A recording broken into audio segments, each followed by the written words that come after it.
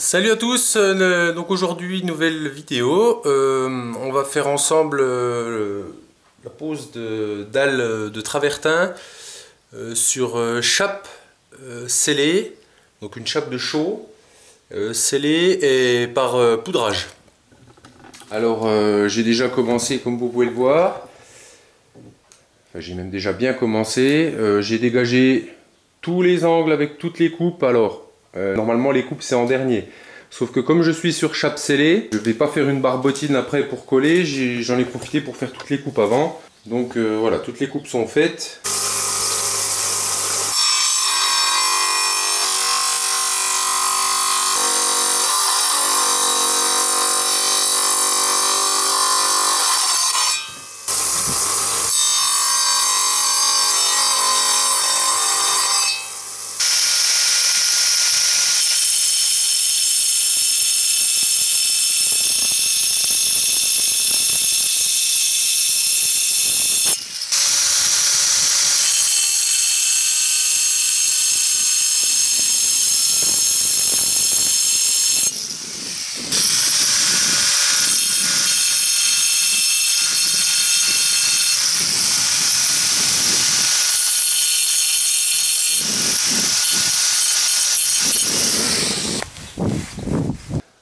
Tous les coins sont dégagés, c'est d'ailleurs assez difficile à couper quand il fait 30 mm d'épaisseur.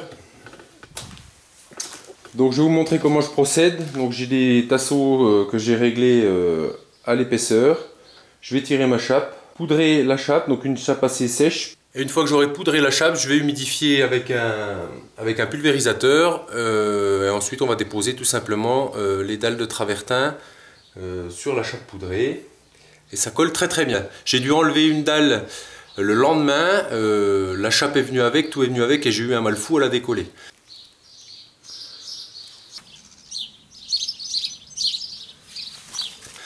Donc ça colle vraiment extrêmement bien. Donc comme vous pouvez le voir également, j'ai un système de plancher chauffant électrique. Donc on a décidé de mettre en place un petit peu au dernier moment.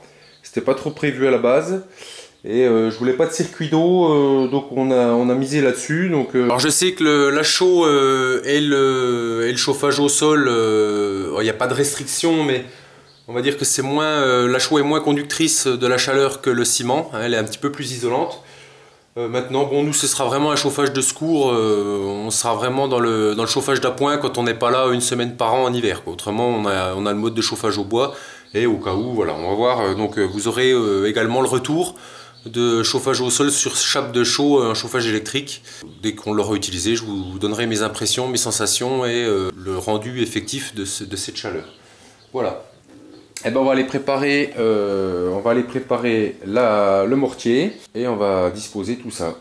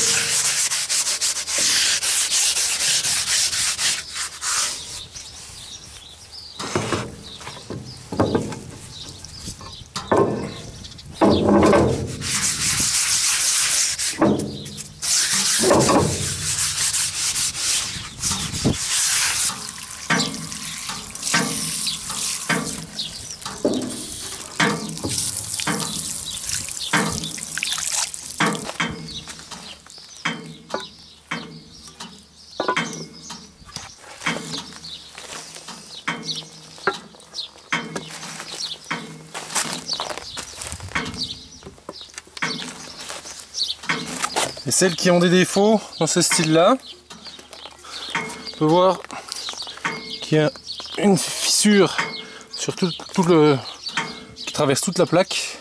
Donc je les mets de côté, elles serviront pour les coupes. Donc celles qui ont des défauts de couleur, ici une grosse tache noire et orange, ça fait pas très propre, on dirait que la dalle est sale. Je les mets de côté pour ou un dessous d'escalier, un dessous de meuble ou une coupe. Alors, la recette, donc c'est un dosage à 350 kg par mètre cube. Donc on a 2 volumes de sable pour un volume de chaux et un demi-volume d'eau. Donc comme je double les proportions pour ma bétonnière.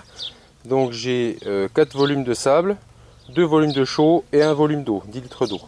Donc on va faire un mortier, donc on a bien dit à base de chaux NHL 3,5, pas trop liquide, hein, assez sec, pour pas que le mortier s'affaisse sous le poids des dalles. Il faut savoir que ce sont des dalles qui pèsent environ 18-19 kg. Donc il y a un certain poids quand on les pose, donc si votre mortier est trop liquide, eh bien, il va s'affaisser sous le poids de la dalle. Et en plus, s'il est trop liquide, il va y avoir des remontées d'eau à travers le travertin pour mon cas, et ça risque de faire un voile blanc au séchage. Un mortier assez sec, on vient poudrer et on remet de l'eau après. Allez, c'est parti, on va faire le mortier.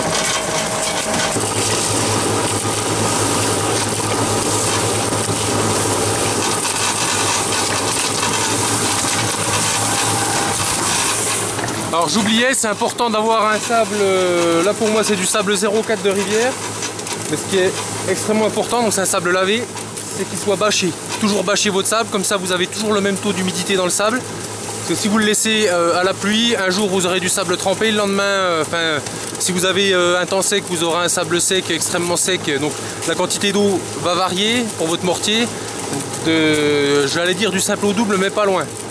Alors que s'il est bâché, il reste propre, il reste toujours au même taux d'hygrométrie et vous n'avez pas de merde de chat dedans, parce que les merdes de chat dans le sable, merci.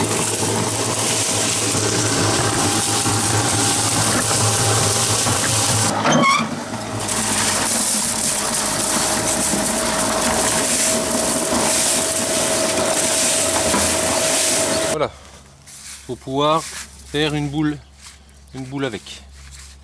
Là il est même presque à peine trop humide, il y a un petit peu d'eau qui ressort, mais bon ça va aller le temps que je dispose tout ça et que j'en refasse encore 2 ou 3 bétos pour tirer ma chope. Alors je ne rentre pas avec la brouette dans la maison pour pas éviter d'écraser mon sol chauffant, donc je me tape tout au seau.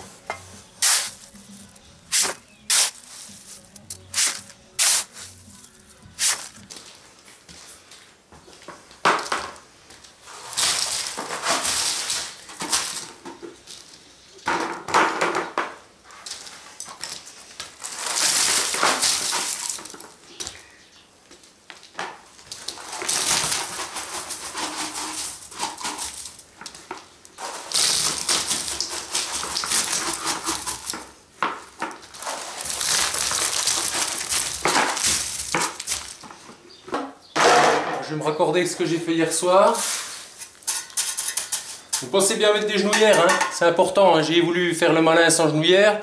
Ça m'a fallu d'être sous anti-inflammatoire, j'avais le genou comme une patate. Et là j'ai une genouillère médicale sous mes genouillères de travail. Hein.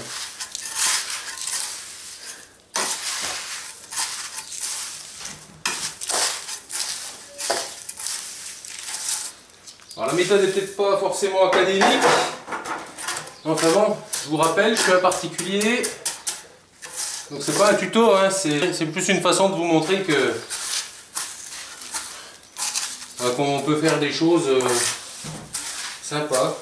Difficiles mais sympas.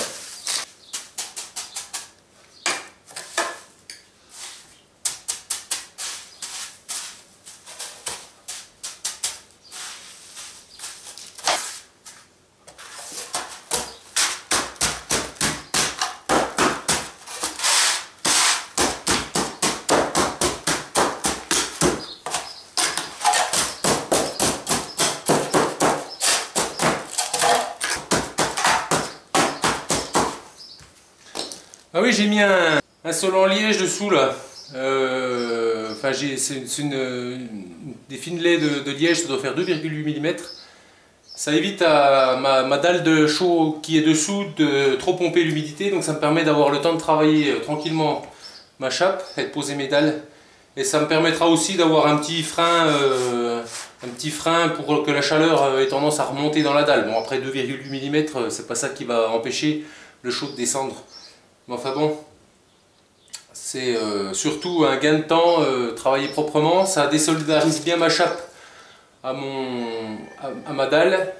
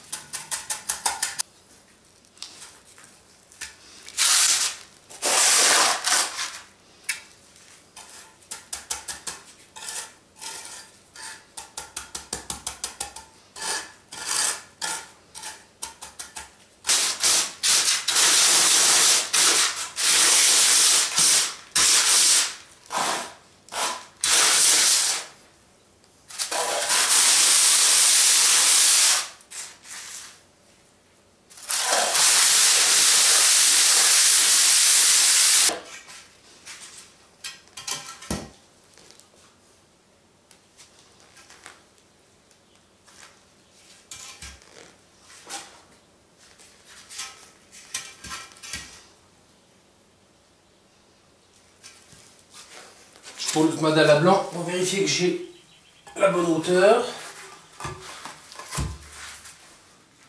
Voilà, je suis pas mal. Ok, on va pouvoir poudrer. On va montrer un petit peu ici.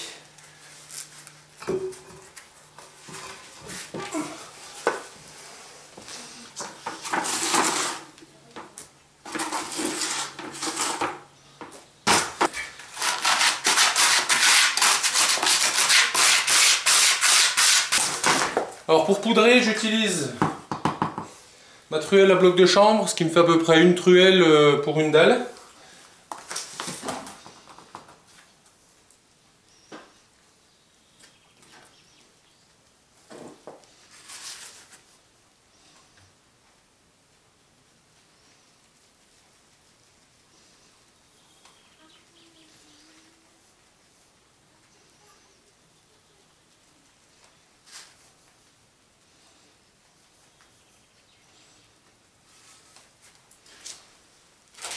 Ensuite,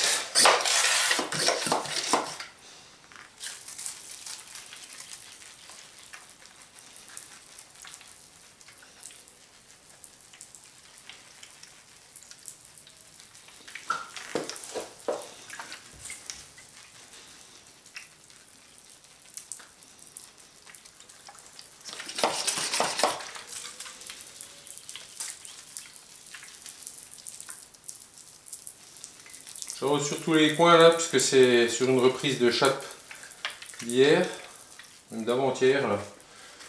Je sais plus. Alors j'ai les croisillons de 5 mm, sauf que comme je les mets sur la tranche, vu que je suis en décalé, ils ne font plus que 4 mm. Donc comme ça je me retrouve avec des joints de 4 mm, ce qui est pour moi très bien. Un vieux tournevis pour faire levier pour déplacer les dalles, parce qu'elles sont tellement lourdes que faut qu'elles sont posées.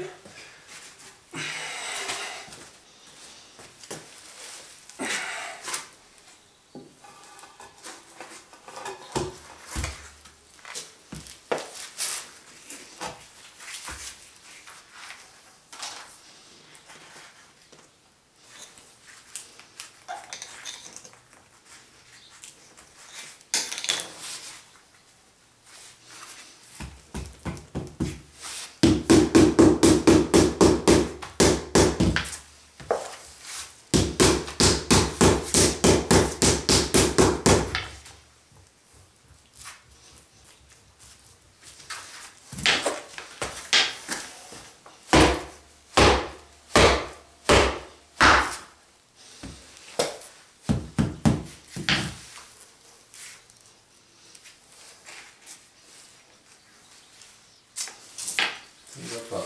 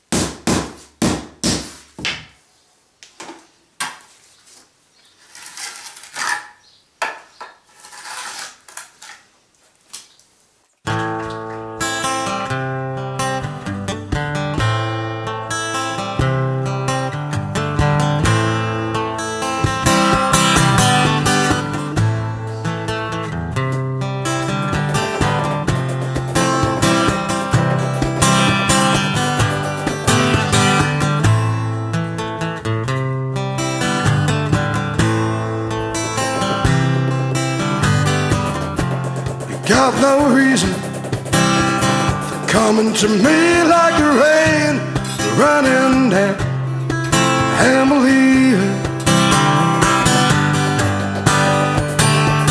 And the same for what it seemed to me that it's already said. Is there a reason? I want to let you know I was just sorry ever after 74, 75.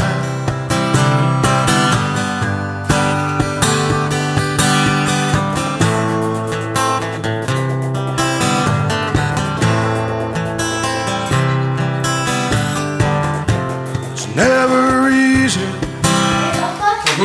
T'auras pas fait la vaisselle? Ça c'est cool.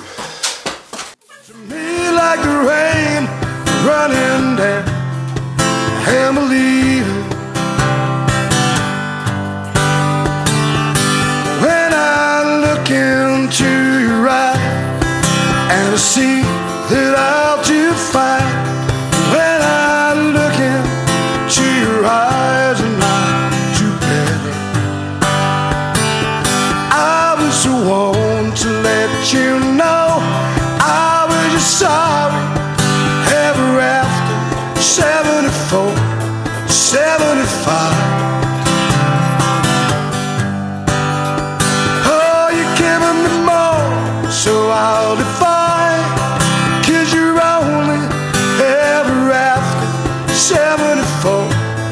75.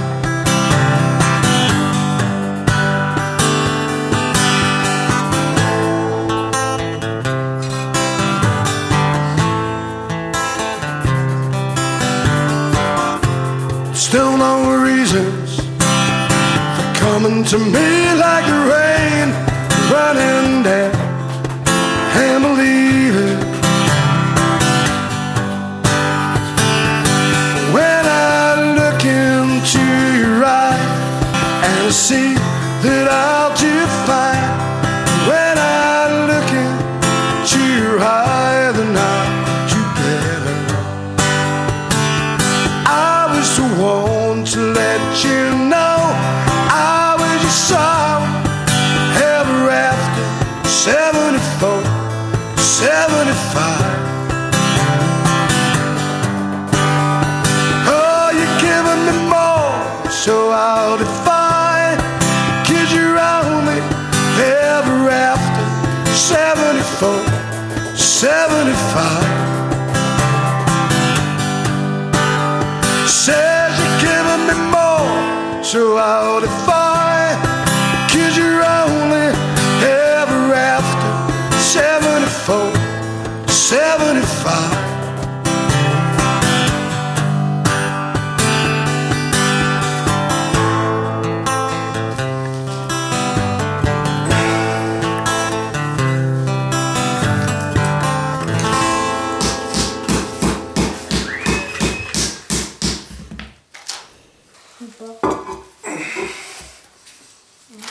Un Joris.